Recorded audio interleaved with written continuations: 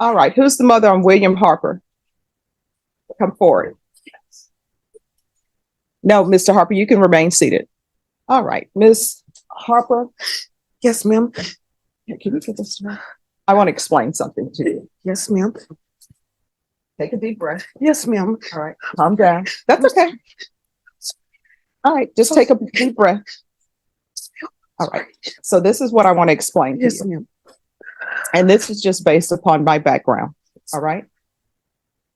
I've been a defense attorney, and I was a defense attorney for a long time. Yes, ma'am. I was a prosecutor. Yes, ma'am. And sometimes as a defense attorney, you will have a client who has some mental health issues, maybe, right? Or either you have a client who has some intellectual issues, right? So in situations like that, you always want to talk to parents because maybe parents can give you some insight into them, right? Yes, ma'am. But then other times you have clients who don't have any of those issues. They're adults.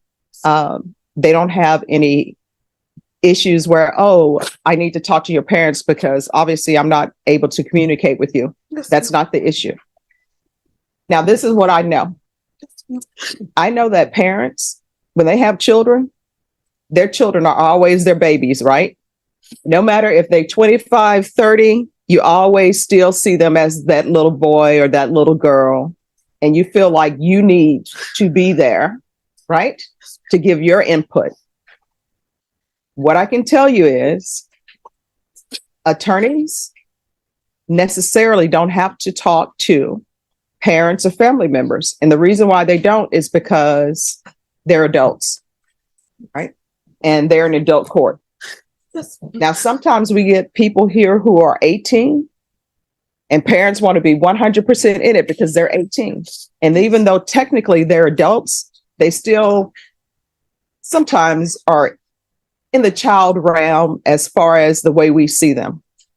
So what I can tell you is in this court, I always require defense attorneys to speak to state, defense attorneys to speak with their client. You can see sometimes when people come to me, well, we're just getting a reset. Do we really need to bring that person out? And I'm like, yeah, we need to bring that person out because I want that person to know what's going on with their case. I want them to know that their attorney showed up and their attorney is actually here. Yes, ma'am. So what I want you to do is if you need to go get a drink of water, you can get a drink of water. Nothing is going to happen with your son's case while you're outside the courtroom. Okay. Okay. Yes, ma'am. So take a deep breath. If you need to walk around, and you can come back into the courtroom. Okay. Okay. All right. Thank you, Miss Moore. All right. You're welcome. Thank you. You're welcome. So, Mr. Harper, we'll wait for your mom to come back if something's going to happen with your case. Okay. Just for the court's information, we do not have an agreement. We're open to the court. All right. Court is calling 2020 CR 2192, State of Texas versus William Eric Anthony Harper. Can I have parties announced for the record for the state? Allie Jackson for the state. Defense. Judge Richard Garcia for the defense. And are you Mr. Harper? Yes, ma'am. All right, Mr. Harper, I'm going to show you what's entitled Motion to Enter Adjudication of Guilt and Revoke Community Supervision. Did you review that document with your attorney? Did you understand it? Yes. Are you the same William Eric Anthony Harper who was placed on deferred adjudication in 2020 CR 2192 for the offense of theft from a person on October 5th, 2020 for a term of 2 years? Is that you? Yes, ma'am. All right, state. Yes, Your Honor, we're proceeding on violation of condition number 2 that on or about the 27th day of August 2021 in Bexar County, Texas, the defendant, William Eric Anthony Harper, did then and there fail to submit to drug testing as directed by the court officer or supervision officer and or a duly authorized agent of the court in violation of condition number 2. How do you plead to that? True or not true? It's true. Your Honor, at this time, we're going to waive the remaining, all the violations of condition number 2. All right, any objections? No objections, Your Honor. Did you understand by pleading true to violation of condition number 2, the court could find it true, grant the motion, find you guilty, sentence you up to 2 years in the state jail facility and up to $10,000 fine? Yes, ma'am. Knowing that, do you still wish to plead true to violation of condition number 2? I'm sorry? Yes, ma'am. Court will find violation of condition number 2 true. Is there any proposed agreements? No. There's no agreement, Your All Honor. right, state, what are you requesting? The state is requesting revocation, Your Honor, and that he be sentenced to 18 months in a state jail facility. All right, defense, what are you requesting? Judge, being that the case expired a year ago, Mr. Harper has asked me to ask you to terminate his probation unsatisfactorily. He did complete the intensive outpatient program. He completed all the community service hours. He currently attends DeVry University, where he's got 3 months left for his I believe it's his engineering degree. During the time of this probation, he had a daughter, and he was busy working to support his daughter. He has had a job up to about a month ago with Tesla, and he says that he even brought Elon Musk to San Antonio. So for those reasons, we're asking that you terminate him unsat. Mr. Harper would also like to address the court on his behalf. Can you raise your right hand? Do you solemnly swear affirm the testimony you give will be the truth and nothing but the truth, so help you God? Yes, ma'am. All right, you can lower your hand, state your name for the record. My name is William Harper. All right, you're gonna need to keep your voice up so that the court reporter can hear. So, All right. Mr. Harper, tell Judge Boyd why you are asking her to terminate your probation unsatisfactorily. I'm asking for you to terminate my probation unsat because of I've worked so hard these past 3 years to just become a better person. I've went to school. I have 3 months to complete my bachelor's in software development. I've held a 3.8 GPA.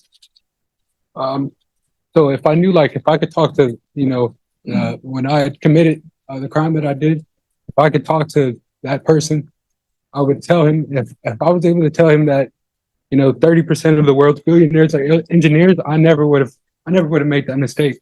Well, no. Here's the thing. You're not making mistakes. You're making choices. So what I want to know is why you choose to violate condition number 2. And this is not your first motion to revoke.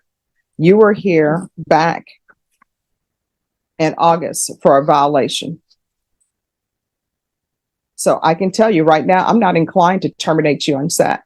So you need to explain to the court why you are not completing what I'm asking for you to complete while you're on probation. Because if you're not completing, you can do great things. You could say, oh, I'm on probation, and not report, not do anything, and just go live your life, not reporting, getting another job, providing for your family. You can do all of that, but you still have not done what's been asked of you by the court. I didn't know how serious. I didn't know how my actions. I didn't know that it could lead to this. No, yes, you did. And let me just tell you how I know you did. Because you were here before on a violation of condition number 14. And I told you specifically what I just told you now. Do you still wish to plead true to violation of condition number 14? Do you understand by pleading true to violation condition number 14, I could find it true, grant the motion, find you guilty, sentence you up to 2 years in the state jail facility?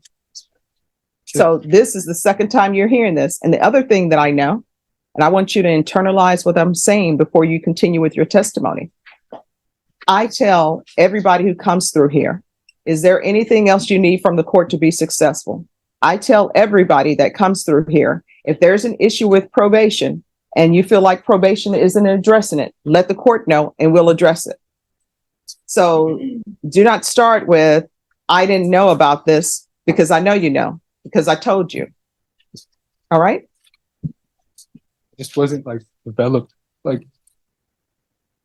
I wasn't the same. I wasn't the person that I am now. I'm an actual adult now. I understand now. I didn't understand then because I was a kid. In my mind, I was a kid, but now I'm a completely different person. The things that I did then, I wouldn't even think about doing now. I would go to probation. I would go and I would do all that, not just because that I did it and this is what's happening. It's just now I realized that that's what I need to do, and I would be able to get that done now. Or I just didn't know any better. In my mind, I didn't know. And since we're just now doing this motion to revoke, that tells me nobody knew where you were. And Your Honor, as far as that's concerned, I do have Mr. Harper's mother who would like to testify on his behalf as well. Okay. Just 1 second before she calls up. Do you have any questions? Oh, I'm sorry. I just have one, because, the big thing here is you stopped reporting, you stopped coming for your UAs. If you were tested today, would you be positive for anything? No, man. Okay, Ms. Ebony, are you going to speak loud into the microphone? So, All right. Can you raise your right hand? Yes, ma'am. Do you solemnly swear or affirm the testimony you give? Raise your right hand. Oh, sorry. All right. That's okay. Do you solemnly swear or affirm the testimony you give will be the truth and nothing but the truth? So help you God. Oh, yes, ma'am. All right. You can lower your hand, state your name for the record. My name is Ebony Eldridge. All right. Make sure you speak up because the court reporter has to hear. My name is Ebony Eldridge. All right. so Ms. Eldridge, you are William Harper's mother, Yes, sir. and you understand that we are here for what's called a motion to revoke probation. The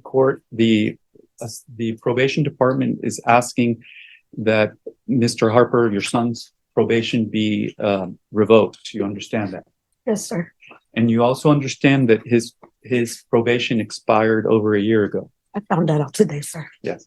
And what is it that you would like to tell the judge about William so that she can make her determination as to what she's going to do, whether she's going to terminate him unsatisfactorily or sentence him? Can you address Judge Boyd? Yes, ma'am. Okay.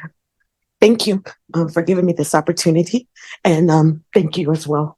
I would like to say to the court, I'm a mother first, but I'm also a well-abiding citizen, first of all. My son has made some choices, because you can say mistakes when they're toddlers because they're learning. As being a late bloomer is what I like to call him, he's still learning. My son, I moved him here to San Antonio. I made the mistake of moving my son here to San Antonio, and I fought myself for that. Because before I moved my son here to San Antonio, my son was headed to the military. My son was in ROTC. My son was scholar in football, headed to college, went to Wayland, came back to San Antonio because of me. I made the mistake in telling my son not to go into the military. And to this day, he still wants to go to the military. And I made that mistake because I was scared. The only reason that I responded the way I responded to you today, sir, is because I'm scared for my son to go to prison. My brother was murdered in prison. So it sits different with me when we talk about prison, because my brother was murdered there. My son has made the mistakes that he has made. And I tell you right now that I'm not okay with the things that he has done. I'm not okay with the people that he chose to navigate and put himself with. I'm not okay with that. I'm not even saying dismiss it. I say start it over, make him complete it. Because in my house, we don't finish like that. We don't do it like that. We don't conduct ourselves like that. Because we're not those type of people. And that's not how you was raised.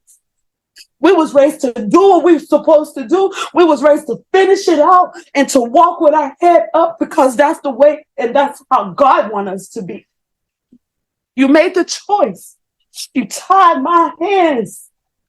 You tied my hands as your mother. But I'm here begging you, ma'am, to have mercy on my child like Jesus had mercy on us at the cross.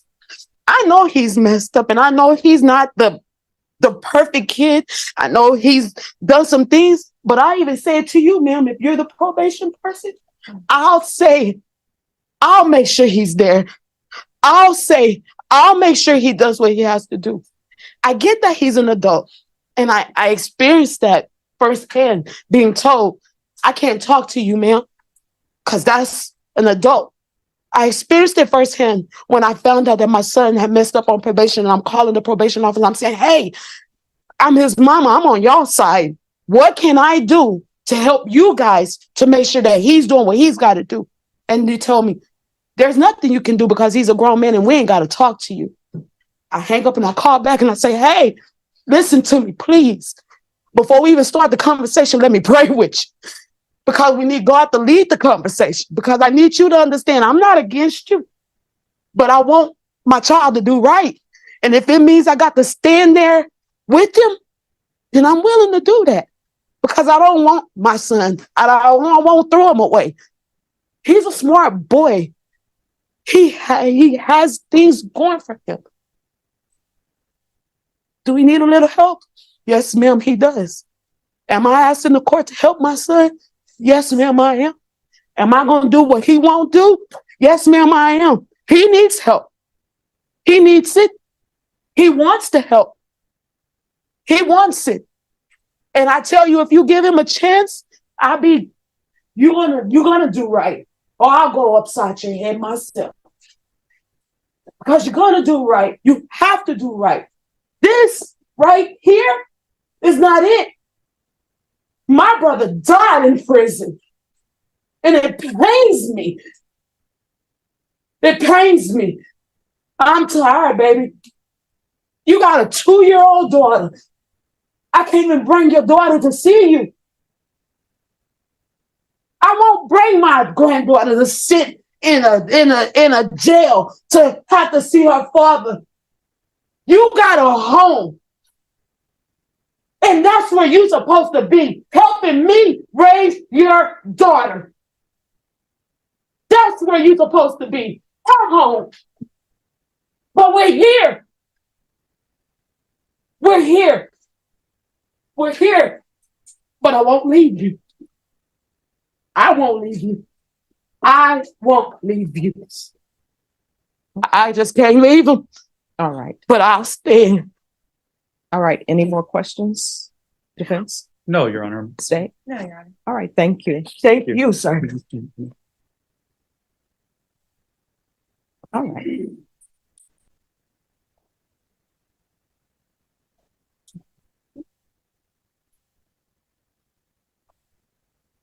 All right. It's a shame you brought your mom down for here because of your actions. Probation, what are you requesting? Your Honor, due to the case being over a year extended, expired revocation or term on SAP. Well, I can tell you all, I'm not going to terminate on SEP because he hasn't done anything. So there are two choices. And this is the court will do. Well, before I say that, has he done anything on probation?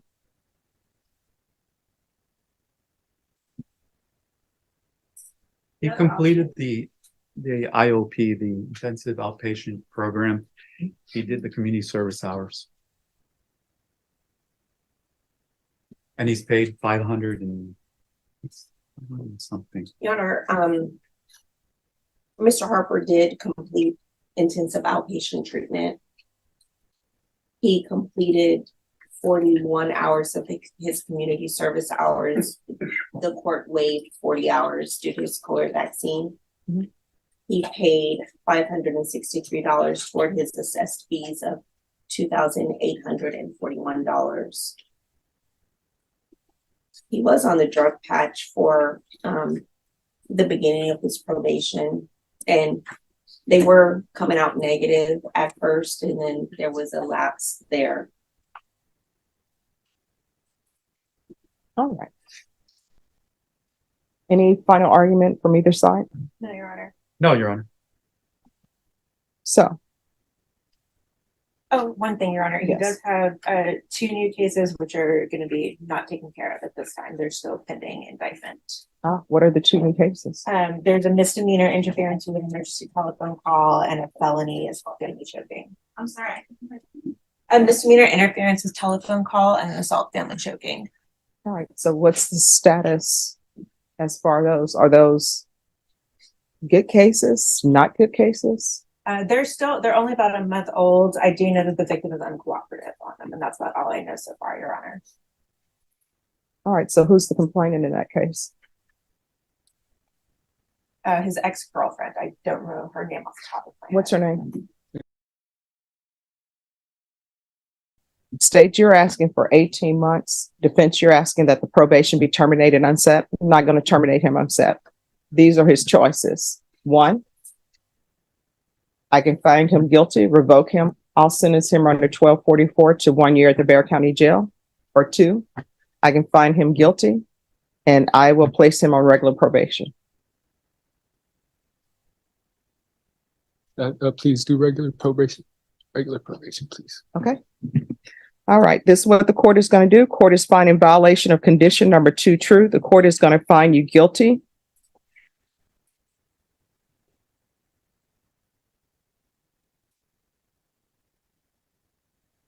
What I'm going to do, state, is there a recommendation?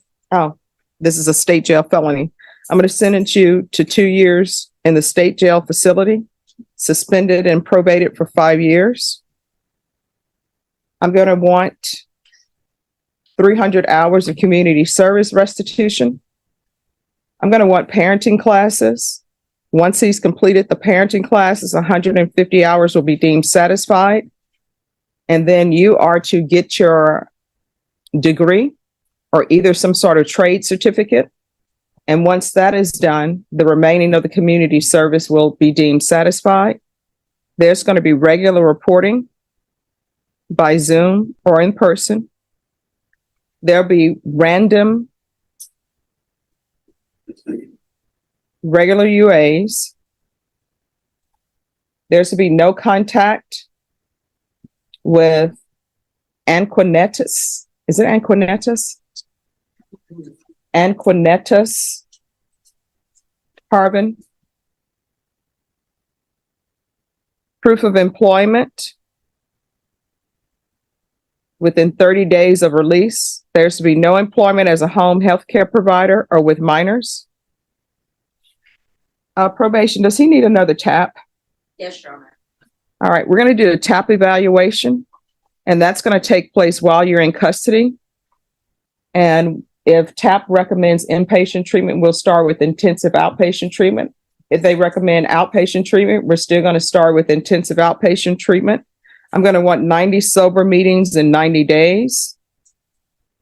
Field visits, 1 time per month for 3 months. And then thereafter, as probation deems necessary after the 3rd month. And I'm going to want an anger management class. Probation, is there anything else?